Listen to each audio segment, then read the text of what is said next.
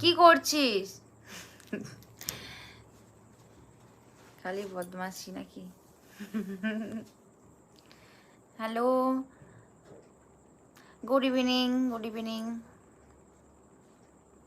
কেমন আছো বলো? হ্যালো জি।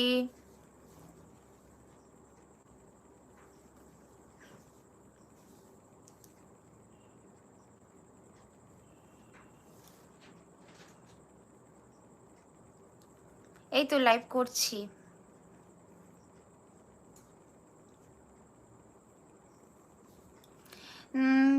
দাদা হেল্প করে না, বাইরে কাজ করে তো, এবার যেদিন হয়তো ছুটিতে বাড়ি থাকলো তখন একটু হেল্প করে,